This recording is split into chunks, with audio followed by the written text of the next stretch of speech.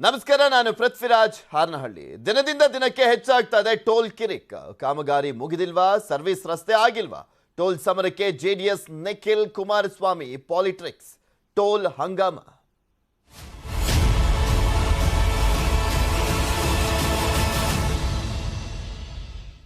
ಬೆಂಗಳೂರು ಮೈಸೂರು ಹೆದ್ದಾರಿ ಟೋಲ್ಗೆ ಕಿಡಿಕಾರ್ತಾ ಇದ್ದಾರೆ ಅಲ್ಲಿನ ಜನ. ಕೆಲ ಹೊತ್ತಲ್ಲೇ ನಿಖಿಲ್ ಕುಮಾರಸ್ವಾಮಿ ನೇತೃತ್ವದಲ್ಲಿ ಜೆಡಿಎಸ್ ಪ್ರತಿಭಟನೆಯನ್ನ ಕೂಡ ಮಾಡಲಿದೆ. ರಾಮನಗರದ ಕಣಮಿನಿಕಿ ಟೋಲ್ ಪ್ಲಾಜಾ ಬಳಿ ಪ್ರೊಟೆಸ್ಟ್ ಅನ್ನ ಮಾಡಲಿದ್ದಾರೆ. ಬಿಕಾಸ್ ಅಲ್ಲಿ ಸರ್ವಿಸ್ ರಸ್ತೆ ಪೂರ್ಣಗೊಂಡಿಲ್ಲ, ಮತ್ತೆ ಸರಿಯಾಗಿ ಟೋಲ್ನಲ್ಲಿ ಹಣವನ್ನ ಕಲೆಕ್ಟ್ ಮಾಡ್ತಾ ಇಲ್ಲ, ಯಾವುದೂ ಸರಿ ಇಲ್ಲ. ಸೊ ಹೀಗಾಗಿ ಆಕ್ರೋಶ ವ್ಯಕ್ತವಾಗ್ತಾ ಇದೆ. ರಾಷ್ಟ್ರೀಯ ಹೆದ್ದಾರಿ ಪ್ರಾಧಿಕಾರದ ಧೋರಣೆಗೆ ನಿಖಿಲ್ ಕಿಡಿಕಾರಿದ್ದಾರೆ. ಅವೈಜ್ಞಾನಿಕ ಕಾಮಗಾರಿ, ಅಪೂರ್ಣ ಕಾಮಗಾರಿ ಅಂತ ಕಿಡಿಕಾರ್ತಾ ಇದ್ದಾರೆ. ಅದು ಹೌದು ಕೂಡ. ಇಷ್ಟಾದ್ರೂ ಟೋಲ್ ಸಂಗ್ರಹ ಮಾಡ್ತಾ ಇರುವಂತದ್ರ ಬಗ್ಗೆ ಆಕ್ರೋಶ ವ್ಯಕ್ತವಾಗ್ತಾ ಇದೆ. ಮೊನ್ನೆ ಎಲ್ಲ ಸ್ಥಳೀಯರೆಲ್ಲರೂ ಕೂಡ ಆಕ್ರೋಶ ವ್ಯಕ್ತಪಡಿಸಿದ್ರು. ಕನ್ನಡ ಪರ ಸಂಘಟನೆಯವರೆಲ್ಲರೂ ಆಕ್ರೋಶವನ್ನ ವ್ಯಕ್ತಪಡಿಸಿದ್ರು. ಆಕ್ರೋಶ ವ್ಯಕ್ತಪಡಿಸ್ತಾ ಇರುವಂತದ್ದು ಕೂಡ ಕರೆಕ್ಟ್ ಆಗಿದೆ. ಬಿಕಾಸ್ ರಾಮನಗರ ಬಿಡದಿ ಅಲ್ಲಿಂದ ಒಂದು 15-20 ಕಿಲೋಮೀಟರ್, ರಾಮನಗರ 40 ಕಿಲೋಮೀಟರ್. ಅದಕ್ಕೂ ಕೂಡ ಮೈಸೂರಿಗೆ ಹೋಗ್ತಾರಲ್ಲ, ಆ ಚಾರ್ಜ್ ಅನ್ನ ಕಲೆಕ್ಟ್ ಮಾಡ್ತಾ ಇದ್ದಾರೆ. ಮತ್ತೆ ಸುಮ್ಮನೆ ಇರ್ತಾರ ಜನ. ಸೊ ಹೀಗಾಗಿನೇ ಇದು ಸಹಜವಾಗಿ ರಾಜಕಾರಣಿಗಳಿಗೆ ಒಂದು ಅಸ್ತ್ರವಾಗಿದೆ. ಆಕ್ರೋಶವನ್ನು ವ್ಯಕ್ತಪಡಿಸ್ತಾ ಇದ್ದಾರೆ. ಬಿಜೆಪಿಯವರು ಒಬ್ರು ತುಟಿಕ್ ಪಿಟಿಕ್ ಅಂತ ಇಲ್ಲಪ್ಪ, ಇದಕ್ಕೆ ಬೇರೆದಕ್ಕೆಲ್ಲ ಮಾತನಾಡ್ತಾರೆ. ಅಲ್ಲಿ ಅನ್ಯಾಯ ಆಗ್ತದೆ ಬಿಡದಿ ಮತ್ತೆ ರಾಮನಗರ ಮಂಡ್ಯ ಭಾಗದ ಜನರಿಗೆ.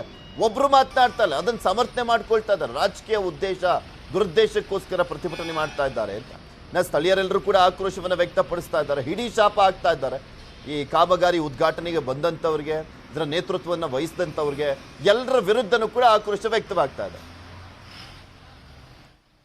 ಇದ್ರ ಬಗ್ಗೆ ಮತ್ತಷ್ಟು ಮಾಹಿತಿಯನ್ನು ನೀಡ್ತಾರೆ ನಮ್ಮ ಪ್ರತಿನಿಧಿ ಗಂಗಾಧರ್. ನಮ್ಮ ಜೊತೆ ಸಂಪರ್ಕದಲ್ಲಿ ಜಾಯಿನ್ ಆಗ್ತಾ ಇದ್ದಾರೆ. ಗಂಗಾಧರ್, ಸಾಕಷ್ಟು ಆಕ್ರೋಶವನ್ನ ಈಗ ಆಲ್ರೆಡಿ ಅಲ್ಲಿನ ಸ್ಥಳೀಯರು ಕೂಡ, ಅದರ ಜೊತೆಗೆ ಕನ್ನಡ ಪರ ಸಂಘಟನೆಯವರು ಇವತ್ತು ನಿಖಿಲ್ ನೇತೃತ್ವದಲ್ಲಿ ಪ್ರತಿಭಟನೆ ನಡೀತಾ ಇದೆ. ಯಾವ ರೀತಿಯಾಗಿ ಆಕ್ರೋಶ ವ್ಯಕ್ತವಾಗ್ತಾ ಇರುವಂತದ್ದು?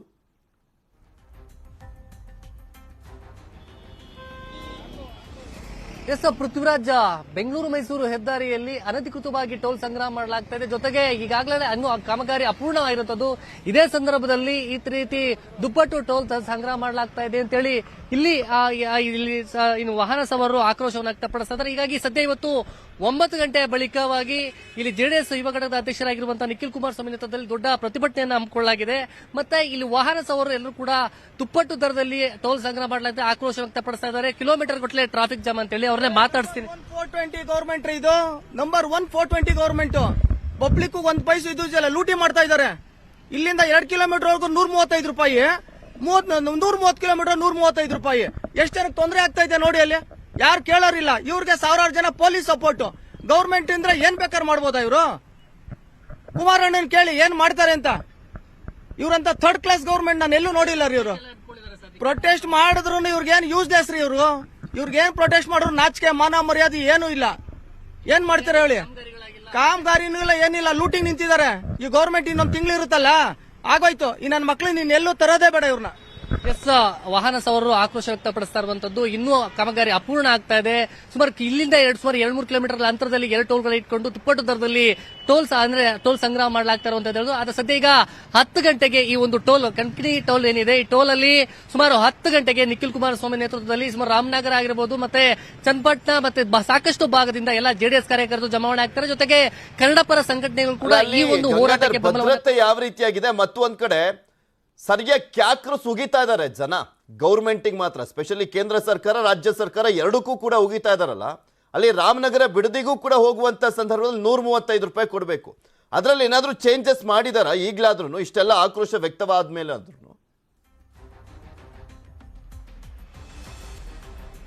ಪೃಥ್ವಿರಾಜ್, ಸದ್ಯಕ್ಕೆ ಇಲ್ಲಿ ಟೋಲಿನ ಸಂಗ್ರಹ ಏನಿದೆ ಯಾವುದೇ ರೀತಿ ಬದಲಾವಣೆಗಳಿಲ್ಲ. ಇಲ್ಲ ಸದ್ಯ ಪೊಲೀಸರು ಇಲ್ಲಿ ಬಂದೋಬಸ್ತ್ ನಿಮಿತ್ತವಾಗಿ ಇಲ್ಲಿ ಎಲ್ಲಾ ಟೋಲಲ್ಲಿ ಯಾರಾದ್ರೂ ನುಗ್ಗಿ ಏನಾದ್ರೂ ಸಮಸ್ಯೆ ಆಗಬಾರ್ದು ಅನ್ನೋ ನಿಟ್ಟಿನಲ್ಲಿ ವ್ಯವಸ್ಥಿತವಾಗಿ ಪೊಲೀಸರು ಕೂಡ ಭದ್ರತೆಗೆ ಒಂದು ನಿಯೋಜನೆ ಮಾಡಿಕೊಂಡಿರುವಂತದ್ದು. ಸದ್ಯ ಈಗ ಕುಂಬಳಗೌಡ ಪೊಲೀಸರು ಇಲ್ಲಿ ಒಂದು ಟೆಂಟ್ ಅನ್ನ ಹಾಕೊಂಡಿದ್ದಾರೆ. ಮತ್ತೆ ಸುಮಾರು 10 ಗಂಟೆಯ ಬಳಿಕವಾಗಿ ಇಲ್ಲಿ ರಾಮನಗರ ಎಸ್ಪಿ ಅವರ ನೇತೃತ್ವದಲ್ಲಿ ಕಾರ್ತಿಕ್ ರೆಡ್ಡಿ ಅವರಿದ್ದಾರೆ, ಅವರ ನೇತೃತ್ವದಲ್ಲಿ ಸುತ್ತಲೂ ಕೂಡ ಬಂದೋಬಸ್ತ್ ಅನ್ನ ಮಾಡಿಕೊಂಡಿರುವಂತದ್ದು. ಸುಮಾರು 500ಕ್ಕೂ ಹೆಚ್ಚು ಪೊಲೀಸರನ್ನ ಈಗ ಸದ್ಯದ ನಿಮಿತ್ತ ಬಂದೋಬಸ್ತ್ಗೆ ರೀತಿಯಲ್ಲಿ ಎಲ್ಲ ಕೂಡ ವ್ಯವಸ್ಥೆ ಮಾಡಲ್ಲ ಎಲ್ಲ ಕೂಡ ನಿಯೋಜನೆ ಮಾಡ್ಕೊಳ್ತಾ ಇದ್ದಾರೆ. ಮತ್ತೆ ಅದು ಮುಂದುವರಿದ ಭಾಗವಾಗಿ ಈಗ ಆಲ್ರೆಡಿ ಟೋಲ್ ಸಂಗ್ರಹ ಇಲ್ಲಿ ಟೋಲ್ನ ಮುಂಭಾಗದಲ್ಲಿ ಅತಿ ಹೆಚ್ಚು ಟ್ರಾಫಿಕ್ ಜಾಮ್ ಕೂಡ ಆಗಿದೆ. ನೋಡೋಣ, ಆರೋಪತತ ಎಕ್ಸ್ಪ್ರೆಸ್ ವೇ ನಿಜಕ್ಕೂ ಮಂಡ್ಯ, ಮದ್ದೂರು, ಶ್ರೀರಂಗಪಟ್ಟಣ ಹಾಗೆ ರಾಮನಗರ ಬಿಡದಿ ಭಾಗದ ಜನರಲ್ಲಿ ಆಕ್ರೋಶವನ್ನ ಮಡುಗಟ್ಟಿರುವಂತದ್ದು, ಸಾಕಷ್ಟು ಆಕ್ರೋಶ ಅಂತೂ ವ್ಯಕ್ತವಾಗ್ತದೆ. ಇದನ್ನು ಯಾವ ರೀತಿಯಾಗಿ ಸಾರ್ಟ್ ಔಟ್ ಮಾಡ್ತಾರೆ ಕಾದ್ ನೋಡ್ಬೇಕು. ಥ್ಯಾಂಕ್ ಯು ಗಂಗಾಧರ್ ನಿಮ್ಮೆಲ್ಲ ಮಾಹಿತಿಗಾಗಿ. ಮುಂದಿನ ಸುದ್ದಿಗೆ ಹೋಗೋಣ. ಬಿಜೆಪಿ ನಾಯಕರಿಗೆ ವಿಜೇಂದ್ರ ಸ್ಟ್ರಾಂಗ್ ವಾರ್ನಿಂಗ್ ಅನ್ನ ಕೊಟ್ಟಿದ್ದಾರೆ. ಯಡಿಯೂರಪ್ಪ ಬಗ್ಗೆ ಮಾತನಾಡುವಾಗ ಎಚ್ಚರಿಕೆ ಇರಲಿ ಅನ್ನುವಂತ ವಾರ್ನಿಂಗ್ ಅನ್ನ ಕೊಟ್ಟಿದ್ದಾರೆ. ಮೌನವನ್ನೇ ದುರ್ಬಲ ಅಂತ ಭಾವಿಸಿದ್ರೆ ಪಶ್ಚಾತ್ತಾಪ ಪಡಬೇಕು ಅನ್ನುವಂತ ವಾರ್ನಿಂಗ್ ಇದು. ಯಡಿಯೂರಪ್ಪನವರ ಪುತ್ರ ರಾಜ್ಯ ಬಿಜೆಪಿ ಉಪಾಧ್ಯಕ್ಷರಾಗಿರುವಂತ ವಿಜೇಂದ್ರ ಅವರ ವಾರ್ನಿಂಗ್. ಅವರ ಪಕ್ಷದವರಿಗೆ ಮತ್ತೆ ವಿರೋಧ ಪಕ್ಷದವರಿಗೂ ಕೂಡ ಎಲ್ರಿಗೂ ಸೇರಿಸಿ ಯಾರೆಲ್ಲ ಯಡಿಯೂರಪ್ಪನವರನ್ನ ವಿರೋಧ ಮಾಡ್ತಾ ಇದ್ದಾರೆ, ಅವರನ್ನ ಅಣಗಿಸ್ತಾ ಇದ್ದಾರೆ, ಅವರಿಗೆ ಈ ವಾರ್ನಿಂಗ್ ಅನ್ನ ಕೊಟ್ಟಿದ್ದಾರೆ. 81 ವರ್ಷವಾದ್ರೂ ಕೂಡ ಕಾಲಿಗೆ ಚಕ್ರ ಕಟ್ಕೊಂಡು ಓಡಾಡ್ತಾ ಇದ್ದಾರೆ ಯಡಿಯೂರಪ್ಪ. ಮತ್ತೆ ಬಿಜೆಪಿ ಅಧಿಕಾರಕ್ಕೆ ತರ್ತೇನೆ ಅನ್ನುವಂತ ಎದೆಗಾರಿಕೆ ಯಾರಿಗಾದ್ರೂ ಇದೆಯಾ ಅನ್ನುವಂತ ಪ್ರಶ್ನೆ ಮಾಡಿದ್ದಾರೆ. ರಾಣೆಬೆನ್ನೂರು ಯುವ ಮೋರ್ಚಾ ಸಮಾವೇಶದಲ್ಲಿ ವಿಜೇಂದ್ರ ಅವರ ಮಾತುಗಳು ಸಾಕಷ್ಟು ಚರ್ಚೆಗೀಡಾಗ್ತಾ ಇದೆ. ಈಗ ಯಡಿಯೂರಪ್ಪ ಸುಮ್ಮನಿದ್ದಾರೆ ಅಂದ್ರೆ ವೀಕ್ನೆಸ್ ಅನ್ಕೋಬೇಡಿ. ರಾಜೀನಾಮೆ ನೀಡಿದಾಗಲೂ ಪಕ್ಷ ಅಧಿಕಾರಕ್ಕೆ ತರ್ತೇನೆ ಅಂತ ಹೇಳಿದ್ದಾರೆ. ಅವರ ಮೌನ ದೌರ್ಬಲ್ಯ ಅಂದುಕೊಂಡ್ರೆ ಪಶ್ಚಾತ್ತಾಪ ಪಡಬೇಕಾಗತ್ತೆ ಅಂತ ಸ್ವಪಕ್ಷದ ಸಾಕಷ್ಟು ಜನರಿಗೆ ಸ್ವಲ್ಪ ಮುಟ್ಟೋ ರೀತಿಯಲ್ಲಿ ಮಾತನಾಡಿದ್ದಾರೆ ವಿಜೇಂದ್ರ. ಯಡಿಯೂರಪ್ಪರನ್ನ ಟೀಕೆ ಮಾಡ್ತಕ್ಕಂಥ ಸಂದರ್ಭದಲ್ಲಿ ಎಚ್ಚರಿಕೆ ಇರಬೇಕು. ಯಡಿಯೂರಪ್ಪನವ್ರ ವಯಸ್ಸು ಬಗ್ಗೆ ಮಾತನಾಡ್ತಾರೆ. ಯಡಿಯೂರಪ್ಪನವ್ರು 80 ವರ್ಷ ಆಗಿದೆ ಅಂತ ಟೀಕೆಯನ್ನ ಮಾಡ್ತಕ್ಕಂಥ ಪ್ರಯತ್ನ ಮಾಡ್ತಾರೆ. ಬಂಧುಗಳೇ, ಎದೆ ಮುಟ್ಕೊಂಡು ಹೇಳ್ತಾನೆ, ಯಡಿಯೂರಪ್ಪರಿಗೆ 81 ವರ್ಷ ಆದ್ರೂ ಕೂಡ ಯಡಿಯೂರಪ್ಪರಿಗೆ ಸರಿ ಸಮಾನವಾಗಿ ಕಾಲಿಗೆ ಚಕ್ರವನ್ನ ಕಟ್ಟಿಕೊಂಡು ರಾಜ್ಯಾದ್ಯಂತ ಪ್ರವಾಸ ಮಾಡಿ ಯಡಿಯೂರಪ್ಪರಂತೆ ಕಾಲಿಗೆ ಚಕ್ರವನ್ನ ಕಟ್ಟಿಕೊಂಡು ಇವತ್ತು ಕೂಡ ರಾಜ್ಯದಲ್ಲಿ ಮತ್ತೊಮ್ಮೆ ಭಾರತೀಯ ಜನತಾ ಪಾರ್ಟಿ ಅಧಿಕಾರಕ್ಕೆ ತರ್ತೇನೆ ಅಂತಕ್ಕಂಥ ಹೇಳ್ತಕ್ಕಂಥ ಎದಿಗಾರಿಕೆ ಯಾವಂಗಾರ ಇದೆ ಗೊತ್ತಾಗತ್ತೆ. ಹಾಗಾಗಿ ಯಡಿಯೂರಪ್ಪರನ್ನ ಟೀಕೆ ಮಾಡ್ತಕ್ಕಂಥ ಸಂದರ್ಭದಲ್ಲಿ ಎಚ್ಚರಿಕೆ ಇರಬೇಕು. ಯಡಿಯೂರಪ್ಪನವ್ರ ವಯಸ್ಸು ಬಗ್ಗೆ ಮಾತನಾಡ್ತಾರೆ. ಯಡಿಯೂರಪ್ಪನವ್ರು 80 ವರ್ಷ ಆಗಿದೆ ಅಂತ ಟೀಕೆಯನ್ನ ಮಾಡ್ತಕ್ಕಂಥ ಪ್ರಯತ್ನ ಮಾಡ್ತಾರೆ. ಬಂಧುಗಳೇ, ಯಡಿಯೂರಪ್ಪ ತಮ್ಮ ಕುಟುಂಬಕ್ಕಾಗಿ ರಾಜಕಾರಣ ಮಾಡಿಲ್ಲ. ನಾನ್ ಸಿಎಂ ಆಗ್ಬೇಕು, ಮಕ್ಕಳನ್ನ ಶಾಸಕರಾಗಿ ಮಾಡಬೇಕು ಅಂತ ಅಲ್ಲ. ತಮ್ಮ ವಿರುದ್ಧ ಹೇಳಿಕೆ ನೀಡುವಂತವರಿಗೆ ವಿಜೇಂದ್ರ ಅವರು ಈ ರೀತಿಯಾಗಿ ತಿರುಗೇಟನ್ನ ಕೊಟ್ಟಿದ್ದಾರೆ. 6.5 ಕೋಟಿ ಕನ್ನಡಿಗರ ಮನ್ಸಲ್ಲಿದ್ದಾರೆ ಯಡಿಯೂರಪ್ಪನವರು ಅಂತ ಹೇಳ್ತಾ ಇದ್ರು ವಿಜೇಂದ್ರ ಮಾತನಾಡುವಂತ ಟೈಮ್ನಲ್ಲಿ. ಮತ್ತೆ ಬಿಜೆಪಿ ಅಧಿಕಾರಕ್ಕೆ ತರಲೇಬೇಕು ಎಂಬ ಕನಸು ಅವರಿಗಿದೆ. ಇನ್ಯಾರಿಗಿದೆ ರೀ ಆ ರೀತಿಯಾಗಿ ಹೇಳ್ಕೊಂಡ್ಬರ್ಲಿಕ್ಕೆ? ಕಾಲಿಗೆ ಚಕ್ರ ಕಟ್ಕೊಂಡು ಓಡಾಡ್ತಾ ಇದ್ದಾರೆ ಅಂತ ವಿಜೇಂದ್ರ ಅವರು ಮಾತನಾಡಿದ್ರು. 81 ವರ್ಷ ವಯಸ್ಸಾದ್ರೂ ಕೂಡ ರಾಜ್ಯವನ್ನ ಸುತ್ತಿ ಪಕ್ಷವನ್ನ ಕಟ್ತಾ ಇದ್ದಾರೆ. ಯಡಿಯೂರಪ್ಪ ಬಗ್ಗೆ ಹಗುರವಾಗಿ ಮಾತನಾಡುವಂತವರಿಗೆ ಡೈರೆಕ್ಟ್ ಆಗಿ ವಾರ್ನಿಂಗ್ ಕೊಟ್ಟಿದ್ದಾರೆ ವಿಜೇಂದ್ರ. ಇವತ್ತು ಎಲ್ಲ ರೈತರು, ಬಡವರು, ಎಲ್ಲ ಪರಿಶಿಷ್ಟ ಜಾತಿ, ಪರಿಶಿಷ್ಟ ಪಂಗಡಗಳು, ಎಲ್ಲ ಸಮಾಜಗಳ ಕಣ್ಣೀರನ್ನು ಹೊರತಕ್ಕಂಥ ಕೆಲಸ ಯಡಿಯೂರಪ್ಪ ಮಾಡ್ಲಿಲ್ವಾಗಾದ್ರೆ ಯಡಿಯೂರಪ್ಪ ತಮ್ಮ ಕುಟುಂಬದ ಬಗ್ಗೆ ಚಿಂತನೆ ಮಾಡಲಿಲ್ಲ. ಯಾವ ಯಡಿಯೂರಪ್ಪನವರು ಯಾವುದೇ ಒಂದು ಮುಖ್ಯಮಂತ್ರಿ ಸ್ಥಾನದಲ್ಲಿ ಕೂತಿಲ್ಲ. ಯಾವುದೇ ಮುಖ್ಯಮಂತ್ರಿ ಯಾವುದೇ ರಾಜಕೀಯ ಸ್ಥಾನಮಾನದಲ್ಲಿ ಯಡಿಯೂರಪ್ಪನವರು ಇಲ್ಲ. ಇಷ್ಟಾದ್ರೂ ಕೂಡ ಕರ್ನಾಟಕ ರಾಜ್ಯದಲ್ಲಿ ನನಗೆ ಹೆಮ್ಮೆಯಿಂದ ಈ ಮಾತನ್ನು ಹೇಳ್ತಾನೆ, ಹಲವಾರು ಬಾರಿ ಹೇಳ್ತಾನೆ, ಯಾವುದೇ ಒಂದು ರಾಜಕೀಯ ಸ್ಥಾನಮಾನ ಇಲ್ಲದೆ ಇದನ್ನು ಕೂಡ ಈ ರಾಜ್ಯದಲ್ಲಿರ್ತಕ್ಕಂಥ 6.5 ಕೋಟಿ ಕನ್ನಡಿಗರು ತಮ್ಮ ಹೃದಯದಲ್ಲಿ ಒಂದು ಶಾಶ್ವತವಾದ ಸ್ಥಾನವನ್ನು ಯಾರಿಗಾರ ಕೊಟ್ಟಿದ್ರೆ ಅದು ಸನ್ಮಾನ್ಯ ಯಡಿಯೂರಪ್ಪರಿಗೆ ಕೊಟ್ಟಿರ್ತಕ್ಕಂಥದ್ದು. ಇವತ್ತು ಎಲ್ಲ ರೈತರು, ಬಡವರು, ಇದೆಲ್ಲದ್ರ ಬಗ್ಗೆ ಮತ್ತಷ್ಟು ಮಾಹಿತಿಯನ್ನು ನೀಡ್ತಾರೆ ನಮ್ಮ ಪೊಲಿಟಿಕಲ್ ಬ್ಯೂರೋ ಮುಖ್ಯಸ್ಥರಾಗಿರುವಂತಹ ಚಿದಾನ್ ಪಟೇಲ್ ನಮ್ಮ ಜೊತೆ ಫೋನ್ ಸಂಪರ್ಕದಲ್ಲಿ ಜಾಯ್ನ್ ಆಗ್ತಾರೆ. ಚಿದಾನ್ ಪಟೇಲ್ ತುಂಬಾ ಅಗ್ರೆಸಿವ್ ಆಗಿ ಮಾತನಾಡಿದ್ದಾರೆ ವಿಜೇಂದ್ರ ಅವರು. ಈ ಹಿಂದೆಂದಿಗಿಂತಲೂ ಕೂಡ ಈ ಅಗ್ರೆಸಿವ್ ಮಾತುಗಳು ಸಾಕಷ್ಟು ಜನರು ಮುಟ್ನೋಡ್ಕೊಳ್ಳುವ ರೀತಿಯಲ್ಲೂ ಕೂಡ ಮಾತನಾಡಿದ್ದಾರೆ. ಅದು ಕಾಂಗ್ರೆಸ್ ಜೆಡಿಎಸ್ನವರಿಗೆ ಮಾತನಾಡಿದ್ದಾರೆ ಅನ್ನೋದಕ್ಕಿಂತ ಅವರದ್ದೇ ಪಕ್ಷದ ಸಾಕಷ್ಟು ಜನ ನಾಯಕರು ಯಡಿಯೂರಪ್ಪನವರನ್ನ ಕಡೆಗಣನೆ ವಿಚಾರಕ್ಕೆ ಸಂಬಂಧಪಟ್ಟಂತೆ ಅವ್ರು ಏನು ಅಲ್ಲ ಅನ್ನುವ ವಿಚಾರಕ್ಕೆ ಸಂಬಂಧಪಟ್ಟಂತೆ ಮಾತನಾಡ್ತಾ ಇದ್ರಲ್ಲ, ಅವ್ರಿಗೆಲ್ರಿಗೂ ಟಾಂಗ ಇದು. ಚುನಾವಣೆಯಲ್ಲಿ ಭಾರತೀಯ ಜನತಾ ಪಕ್ಷಕ್ಕೆ ಈ ಒಂದು ಆಂತರಿಕ ಸಮರ ಬಹುಶಃ ಪಕ್ಷಕ್ಕೆ ಅತಿ ದೊಡ್ಡ ಹಿನ್ನಡೆ ಆದ್ರೂ ಆಶ್ಚರ್ಯ ಪಡಬೇಕಾಗಿಲ್ಲ. ಯಾಕಂತ ಹೇಳಿದ್ರೆ ಒಂದ್ ಕಡೆ ಬಿಜೆಪಿ ರಾಷ್ಟ್ರೀಯ ಪ್ರಧಾನ ಕಾರ್ಯದರ್ಶಿ ಚಿಕ್ಕಮಗಳೂರಿನ ಶಾಸಕರಾಗಿರುವಂತಹ ಸಿ.ಟಿ. ರವಿ ಅವರು ಮಾಜಿ ಮುಖ್ಯಮಂತ್ರಿ ಬಿ.ಎಸ್. ಯಡಿಯೂರಪ್ಪನವ್ರನ್ನ ಲೇವಡಿ ಮಾಡೋ ರೀತಿಯಲ್ಲಿ ಹೇಳಿಕೆಯನ್ನು ಕೊಟ್ಟಿರುವಂತದ್ದು. ಇದರ ಬೆನ್ನಲ್ಲೇ ವಿ ಸೋಮಣ್ಣವರು ಕೂಡ ಮಾಜಿ ಮುಖ್ಯಮಂತ್ರಿ ಬಿ.ಎಸ್. ಯಡಿಯೂರಪ್ಪ ಮತ್ತು ಅವರ ಪುತ್ರ ಬಿ. ವಿಜೇಂದ್ರ ವಿರುದ್ಧ ಪರೋಕ್ಷವಾಗಿ ವಾಗ್ದಾಳಿಯನ್ನು ನಡೆಸುತ್ತಿರುವಂತದ್ದು. ಈ ಎಲ್ಲದರ ನಡುವೆ ಯಡಿಯೂರಪ್ಪನವರು ಕೂಡ ಎಲ್ಲ ವಿಚಾರವೂ ಕೂಡ ಗೊತ್ತಿದ್ದು ಕೂಡ ಮೌನವಾಗಿರುವಂತದ್ದು. ಹಾಗಾಗಿ ಅಂತಿಮವಾಗಿ ವಿಜೇಂದ್ರ ಅವರ ಮೌನದ ಕಟ್ಟೆ ಕೂಡ ಒಡೆದಿರುವಂತದ್ದು. ಅವರೆಲ್ಲೊಂದ್ ಕಡೆ ಭಾರತೀಯ ಜನತಾ ಪಕ್ಷಕ್ಕೆ ಪರೋಕ್ಷವಾಗಿ ಯಡಿಯೂರಪ್ಪನವ್ರನ್ನ ಕಡೆಗಣಿಸಿದ್ರೆ ಅಧಿಕಾರವನ್ನು ಕಳೆದುಕೊಳ್ಬೇಕಾಗುತ್ತೆ. ಯಡಿಯೂರಪ್ಪನವರು ಮೌನವಾಗಿದ್ರೆ ಅದರ ಪರಿಣಾಮ ಎದುರಿಸಬೇಕಾಗುತ್ತೆ ಅನ್ನೋ ಮುಖಾಂತರ ಅದು ಸಿ.ಟಿ. ರವಿ ಇರ್ಬೋದು, ವಿ ಸೋಮಣ್ಣ ಇರ್ಬೋದು, ಭಾರತೀಯ ಜನತಾ ಪಕ್ಷಕ್ಕೆ ಮತ್ತು ಬಿಜೆಪಿ ಹೈಕಮಾಂಡ್ ಕೂಡ ಇದು ಪರೋಕ್ಷ ಎಚ್ಚರಿಕೆ ಮತ್ತು ಚಾಟಿಯ ಮಾತು ಅಂತ ಹೇಳಿದ್ರು ತಪ್ಪಾಗ್ಲಾರ್ದು. ಒಟ್ಟಾರೆ ಬಿಜೆಪಿ ಒಳಗಡೆದಂತ ಶೀತಲ ಸಮರ ಇದೀಗ ಬೀದಿಗೆ ಬಂದಿರುವಂತದ್ದು. ಅದು ಕೂಡ ಎಲ್ಲೊಂದ್ ಕಡೆ ಯಡಿಯೂರಪ್ಪ ವರ್ಸಸ್ ಅದರ್ಸ್ ಅನ್ನೋ ರೀತಿಯಲ್ಲಿ ಆಗಿರುವಂತದ್ದು. ಯಡಿಯೂರಪ್ಪನವರು ಅಧಿಕಾರದಿಂದ ಕೆಳಗಿಳಿದಿರುವಂತದ್ದು, ಇದೀಗ ಯಡಿಯೂರಪ್ಪನವರು ನಗಣ್ಯ ಅನ್ನೋ ಸ್ಥಿತಿ ನಿರ್ಮಾಣ ಆಗಿರುವಂತದ್ದು. ಈ ಎಲ್ಲವನ್ನು ಕೂಡ ವಿಜೇಂದ್ರ ಅವರು ಮಾರ್ಮಿಕವಾಗಿ ಹೇಳುವ ಮುಖಾಂತರ ಬಿಜೆಪಿ ಒಳಗೆ ಎಲ್ಲವೂ ಸರಿ ಇಲ್ಲ ಮತ್ತು ಮಾಜಿ ಮುಖ್ಯಮಂತ್ರಿ ಬಿ.ಎಸ್. ಯಡಿಯೂರಪ್ಪ ವಿರುದ್ಧ ಹೇಳಿಕೆ ಕೊಡುವವರಿಗೆ ಪರೋಕ್ಷವಾಗಿ ಎಚ್ಚರಿಕೆಯ ಮಾತನ್ನ ಹೇಳಿರುವಂತದ್ದು. ಅವರನ್ನ ಕಡೆಗಣಿಸಿದ್ರೆ, ಅವರ ವಿರುದ್ಧ ತಿರುಗಿ ಬಿದ್ರೆ ನಿಮ್ಮ ಭವಿಷ್ಯವೇ ರಾಜಕೀಯ ಭವಿಷ್ಯ ಅತಂತ್ರ ಆಗುವಂತ ಮುಖಾಂತರ ಎಚ್ಚರಿಕೆ ಕೊಡುವ ಮುಖಾಂತರ ಚುನಾವಣೆ ಹೊತ್ತಲ್ಲಿ ಭಾರತೀಯ ಜನತಾ ಪಕ್ಷದ ಶೀತಲ ಸಮರ ಇದೀಗ ಬೀದಿಗೆ ಬಂದಿರುವಂತದ್ದು. ಇದೊಂಥರ ವಿಪಕ್ಷಗಳಾಗಿರ್ತಕ್ಕಂಥ ಜೆಡಿಎಸ್ ಮತ್ತು ಕಾಂಗ್ರೆಸ್ ಕೂಡ ಅತಿ ದೊಡ್ಡ ಅಸ್ತ್ರ ಆಗಿರುವಂತದ್ದು ಮತ್ತು ಭಾರತೀಯ ಜನತಾ ಪಕ್ಷದಲ್ಲೂ ಕಾರ್ಯಕರ್ತರು ಕೂಡ ಎಲ್ಲ ಒಂದ್ ಕಡೆ ಈ ಒಂದು ಶೀತಲ ಸಮರ ಎಲ್ಲ ಒಂದ್ ಕಡೆ ಮುಂದಿನ ದಿನಗಳಲ್ಲಿ ಅವರ ಉತ್ಸಾಹ ಮತ್ತು ಹುಮ್ಮಸ್ಸನ್ನು ಕುಗ್ಗಿಸುವಂತ ಘಟನೆ ಅಂತ ಹೇಳಿದ್ರು ತಪ್ಪಾಗ್ಲಾರದು. Prithvi. Okay, thank you Chidan Patel ನಿಮ್ಮೆಲ್ಲ ಮಾಹಿತಿಗಾಗಿ. ಬಿ.ಎಸ್. ಯಡಿಯೂರಪ್ಪ ವಿ ಸೋಮಣ್ಣ ಮಧ್ಯೆ ಮುನಿಸು, ಇಬ್ಬರನ್ನು ಕೂಡ ಒಂದೇ ವೇದಿಕೆಗೆ ತರಲಿಕ್ಕೆ ಬೊಮ್ಮಾಯಿ ಯತ್ನವನ್ನ ಮಾಡ್ತಾ ಇದ್ದಾರಾ ಅನ್ನುವಂಥ ಒಂದು ಪ್ರಶ್ನೆ ಎದ್ದಿದೆ.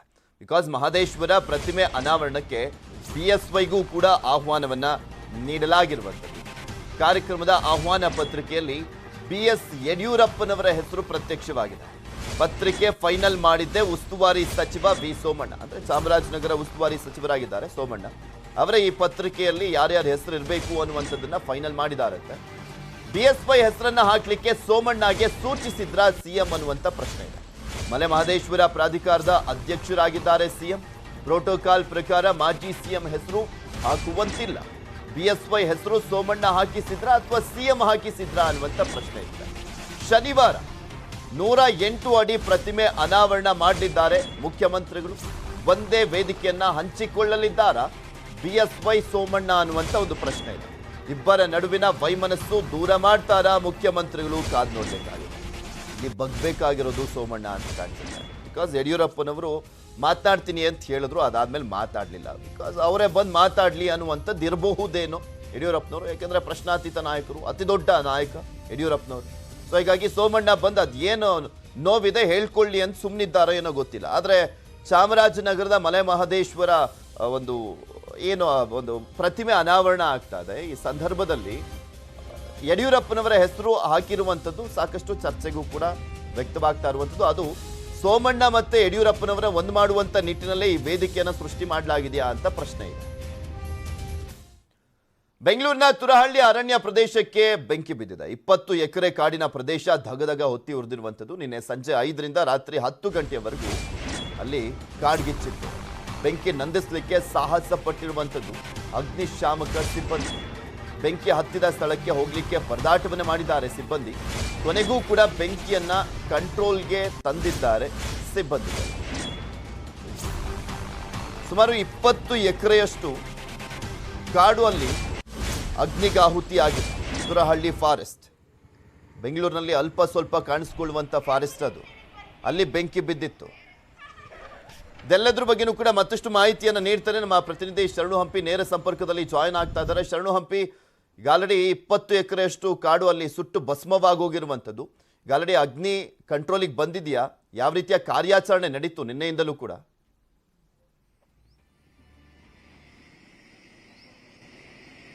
ಪೃಥ್ವಿ, ನಿನ್ನೆ ಸಂಜೆ 5 ಗಂಟೆಯಿಂದ ರಾತ್ರಿ 10 ಗಂಟೆವರೆಗೂ ಕೂಡ ಬರೋಬ್ಬರಿ 4 ರಿಂದ 5 ಗಂಟೆಗಳ ಕಾಲ ತುರಹಳ್ಳಿ ಫಾರೆಸ್ಟ್ ನಲ್ಲಿ ಬೆಂಕಿ ಕಾಣಿಸ್ಕೊಂಡಿದೆ. ಸೊ ಇದರ ಹಿನ್ನೆಲೆಯಲ್ಲಿ ಕಾಡ್ಗಿಚ್ಚು ಯಾವ ರೀತಿ ವ್ಯಾಪಿಸ್ಕೊಂಡಿದೆ ಅನ್ನೋದನ್ನ ನಾವು ಆ ಸ್ಥಳದಲ್ಲೇ ಇದ್ದೇವೆ. ತುರಹಳ್ಳಿ ಫಾರೆಸ್ಟ್ ನ ಮುಂಭಾಗದಲ್ಲಿ ಇಲ್ಲೂ ಕೂಡ ನಿಮಗೆ ರಸ್ತೆಯ ಮುಂಭಾಗದವರೆಗೂ ಕೂಡ ಕಾಡ್ಗಿಚ್ಚು ಕಾಣಿಸ್ಕೊಂಡಿದೆ.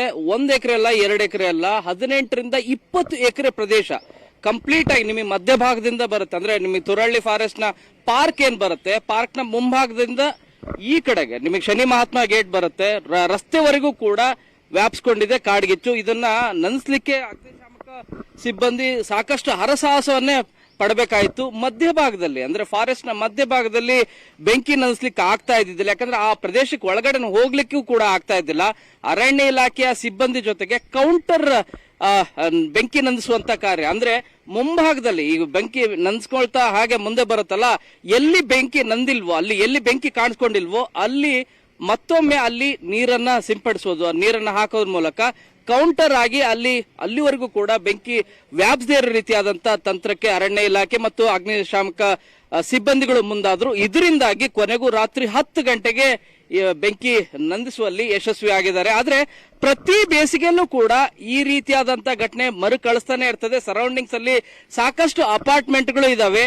ಸದ್ಯ ಎಲೆಗಳು ಒಣಗಿರೋ ಕಾರಣಕ್ಕಾಗಿ ಯಾರಾದ್ರೂ ಧೂಮಪಾನ ಮಾಡಿ ಬೆಂಕಿಯನ್ನ ಅಚಾತುರ್ಯದಿಂದ ಏನಾದ್ರೂ ಆಯ್ತಾ ಅಥವಾ ಬೇಕಂತಲೇ ಕೆಲವರು, ಯಾಕಂದ್ರೆ ಇಲ್ಲೂ ಕೂಡ ಭೂಮಿ ಒತ್ತುವರಿ ಮಾಡ್ಕೊಳ್ಳಿಕ್ಕೆ, ಅರಣ್ಯ ಜಾಗವನ್ನ ಒತ್ತುವರಿ ಮಾಡ್ಕೊಳ್ಳಿಕ್ಕೂ ಕೂಡ ಬಹಳ ದೊಡ್ಡದಾದಂತ ಷಡ್ಯಂತ್ರಗಳು ಕೂಡ ನಡೀತಾ ಇದಾವೆ. ಈ ಹಿನ್ನೆಲೆಯಲ್ಲಿ ಏನಾದ್ರೂ ಇಲ್ಲಿ ಪದೇ ಪದೇ ಈ ರೀತಿಯಾದಂತ ಇನ್ಸಿಡೆಂಟ್ ಆಗ್ತಿದೆಯಾ ಅನ್ನುವಂತ ಅನುಮಾನವನ್ನ ಸ್ಥಳೀಯರು ಕೂಡ ವ್ಯಕ್ತಪಡಿಸ್ತಾ ಇದ್ದಾರೆ. ಇದು ಪ್ರತಿ ಬೇಸಿಗೆಯಲ್ಲೂ ಕೂಡ ಇದೇ ರೀತಿಯಾದಂತ ಇನ್ಸಿಡೆಂಟ್ ನಿಮಗೆ ಈಗಷ್ಟೇ ನೋಡಬಹುದು. 18 ರಿಂದ 20 ಎಕರೆ ಪ್ರದೇಶದಲ್ಲಿ ಈಗಷ್ಟೇ ಒಂದು 5 ನಿಮಿಷದ ಮುಂಚಿತವಾಗಿ ವೈರುಧ್ಯ ಅಂದ್ರೆ ಈ ಅರಣ್ಯ ಪ್ರದೇಶದಲ್ಲಿರುವಂತಹ ಸಸ್ಯ ಸಂಕುಲಗಳ ಜೊತೆಗೆ ನಿಮಗೆ ನವಿಲು, ಬೇರೆ ಬೇರೆ ಪ್ರಾಣಿಗಳು ಕೂಡ ಎಲ್ಲವೂ ಕೂಡ ಇದೆ. ಅವುಗಳು ಕೂಡ ಸಾಕಷ್ಟು ತೊಂದರೆ ಆಗ್ತಾ ಇದೆ. ನಿನ್ನೆ ಸಂಜೆ ಆದಂತ ಘಟನೆ ಇದು. ಈ ರೀತಿಯಾದಂತ ಘಟನೆಗಳು ಪದೇ ಪದೇ ಆಗ್ತಾ ಇದೆ. ಮುನ್ನೆಚ್ಚರಿಕಾ ಕ್ರಮಗಳನ್ನ ತೆಗೆದುಕೊಳ್ಳಲು ಅಗ್ನಿಶಾಮಕ ಸಿಬ್ಬಂದಿನೂ ಕೂಡ ಜೊತೆಗೆ ಅರಣ್ಯ ಇಲಾಖೆ ಏನ್ ಮಾಡ್ತಾ ಇದೆ ಅನ್ನುವಂತ ಪ್ರಶ್ನೆನೂ ಕೂಡ ಸ್ಥಳೀಯರು ಮಾಡ್ತಾ ಇದ್ದಾರೆ. ಪ್ರತಿ ಬೇಸಿಗೆಯಲ್ಲೂ ಕೂಡ ಕಾಮನ್ ಆಗಿ 2 ರಿಂದ 3 ಸರಿ ಈ ರೀತಿ ಬೆಂಕಿ ಕಾಣಿಸ್ಕೊಳ್ತಾನೆ ಇರ್ತದೆ.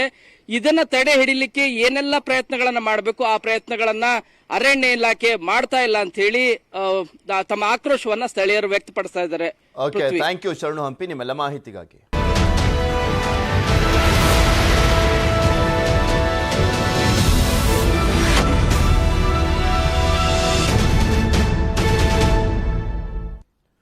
ಎಲೆಕ್ಷನ್ ಅನೌನ್ಸ್ಗೆ ಇನ್ನೇನು ದಿನಗಣನೆ ಅಷ್ಟೇ ಬಾಕಿ ಇದೆ. ಪ್ರಜಾತಂತ್ರದ ಈ ಹಬ್ಬವನ್ನು ಆಚರಿಸೋಕೆ ನಿಮ್ಮ ನ್ಯೂಸ್ 18ನ ವಿಶೇಷ ವಾಹನ ಚುನಾವಣಾ ಚಕ್ರ ನಿಮ್ಮೂರಿಗೆ ಬರ್ತಾ ಇದೆ.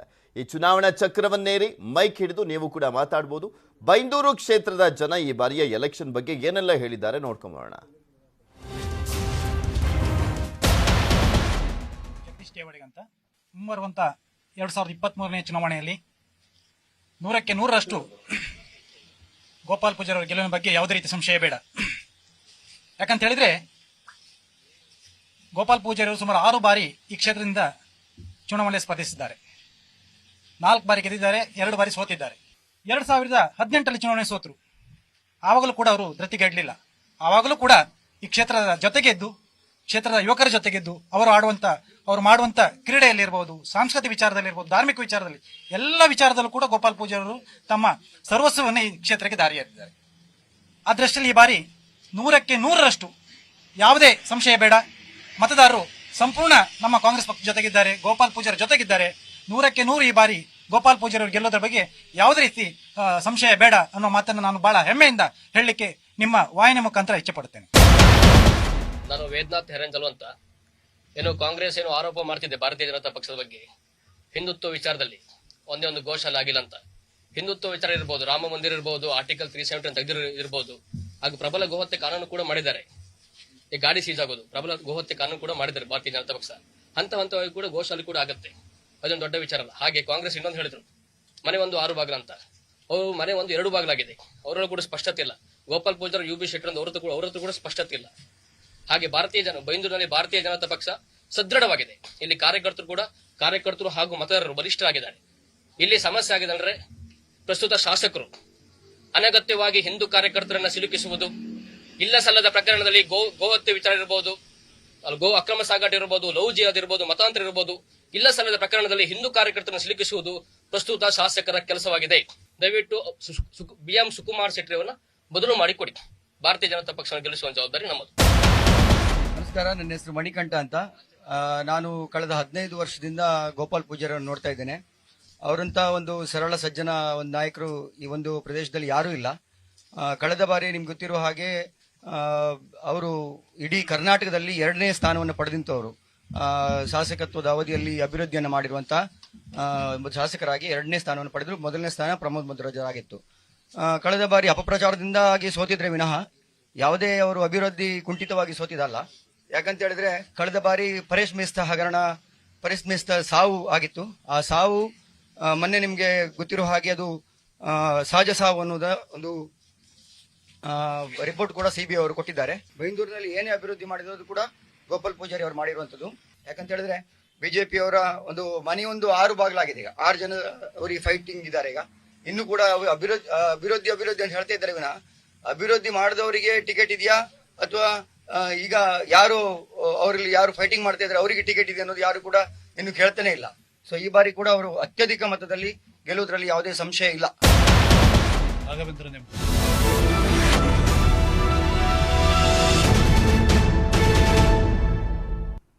ನ್ಯೂಸ್ 18ನ ಚುನಾವಣಾ ಚಕ್ರ ವಾಹನ ರಾಜ್ಯದಾದ್ಯಂತ ಓಡಾಡ್ತಾ ಇದೆ. ಸಾರ್ವಜನಿಕರು ಬಂದು ನಿಮ್ಮ ಅಭಿಪ್ರಾಯವನ್ನ ಹಂಚಿಕೊಳ್ಬಹುದು. ಇಂದು ಕೊಳ್ಳೇಗಾಲ ಹಾಗೂ ಹನೂರು ಕ್ಷೇತ್ರಗಳಲ್ಲಿ ಹಾಗೆ ಕಲ್ಯಾಣ ಕರ್ನಾಟಕ ಭಾಗದ ಚಿತ್ತಾಪುರ ಹಾಗೂ ಜೇವರ್ಗಿ ಕ್ಷೇತ್ರದಲ್ಲಿ ಚುನಾವಣಾ ಚಕ್ರ ವಾಹನ ಓಡಾಡುತ್ತೆ. ಬನ್ನಿ ಮಿಸ್ ಮಾಡದೆ ಚುನಾವಣಾ ಚಕ್ರವನ್ನ ಏರಿ ಮೈಕ್ ಹಿಡಿದು ಮಾತಾಡಿ. ಈಗ ಇನ್ಫ್ರಾ ಮಾರ್ಕೆಟ್ ಅರ್ಪಿಸುವಂತ ವೆದರ್ ರಿಪೋರ್ಟ್ ಅನ್ನ ನೋಡೋಣ.